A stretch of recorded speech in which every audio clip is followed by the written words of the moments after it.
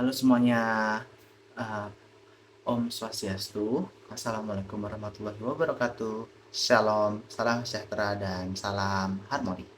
Perkenalkan, nama saya Marta Ibra Yudika dengan NIM 23120211194 dari program studi S1 Pendidikan Bahasa Inggris.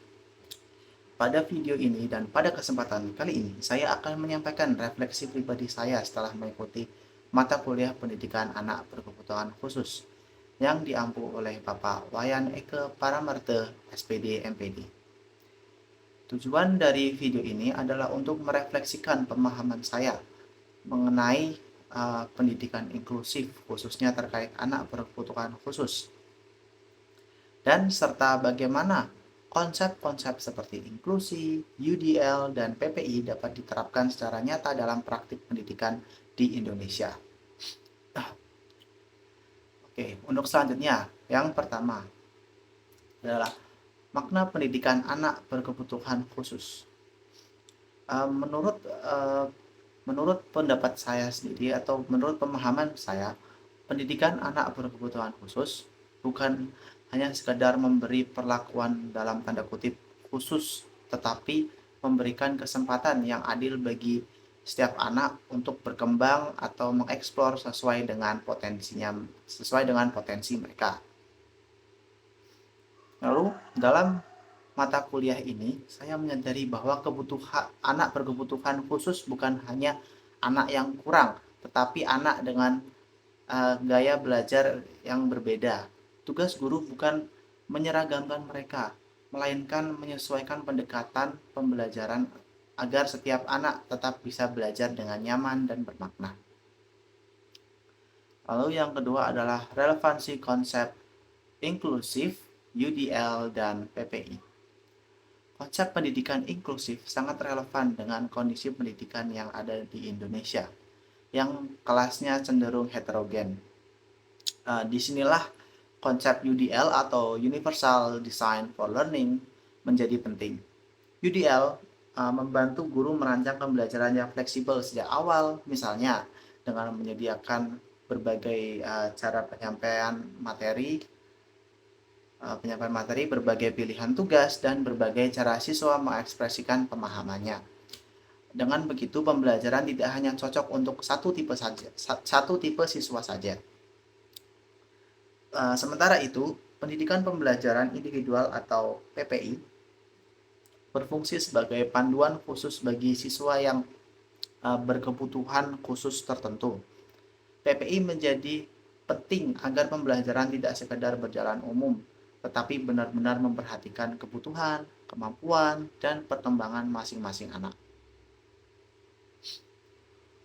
Baik, untuk selanjutnya adalah tantangan dan peluang pendidikan inklusif. Namun dalam praktiknya, penerapan pendidikan inklusif tentu memiliki beberapa tantangan. Beberapa tantangan yang saya lihat antara lain adalah keterbatasan pemahaman guru, jumlah siswa yang banyak, serta kurangnya fasilitas pendukung yang ada di sekolah. Meskipun begitu, peluangnya juga sangat besar dengan pelatihan guru yang berkelanjutan, kolaborasi antara guru kelas dan guru pendamping, serta pemanfaatan teknologi pembelajaran. Pendidikan inklusif bisa semakin efektif diterapkan. Lalu untuk selanjutnya adalah contoh nyata atau gagasan inovatif. Sebagai contoh sederhana, guru bisa memberikan tugas yang fleksibel seperti memperbolehkan siswa memilih antara menulis, menggambar, atau menjelaskan secara lisan. Ini sejalan dengan prinsip Universal Design for Learning dan membantu siswa merasa lebih dihargai. Selain itu, penerapan PPI bisa dilakukan secara nyata dengan mencatat perkembangan siswa secara berkala dan menyesuaikan strategi pembelajaran.